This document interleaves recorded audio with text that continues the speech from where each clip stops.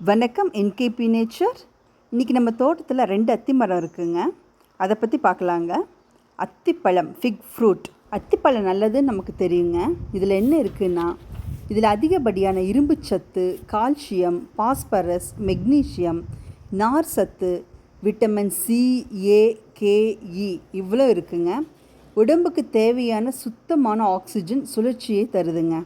உடலில் பித்தம் அதிகமாக இருப்பவங்க தினம் அத்திப்பழம் சாப்பிட்டு வந்தால் கடும் பித்தத்தை வேர்வை வழியாக வெளியே கொண்டு வந்துடுமாம்.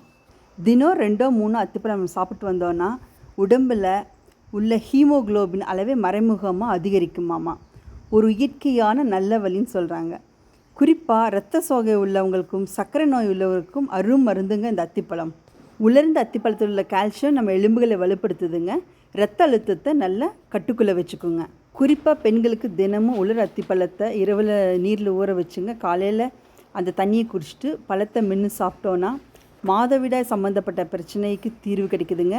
அதே மாதிரி கருத்தரிப்பில் உண்டாகும் பிரச்சனைகளுக்கு நல்ல தீர்வு கிடைக்கும். இந்த மாதிரி நிறைய நல்ல விஷயங்கள் இருக்குங்க இந்த அத்திப்பழத்தினால.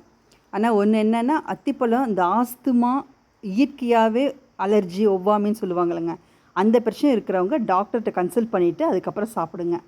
அது அவங்களுக்கு ஆகாதுன்னு சொல்கிறாங்க. நம்ம தோட்டத்தில் இந்த மரங்க வச்சு 3 வருஷம் ஆச்சுங்க.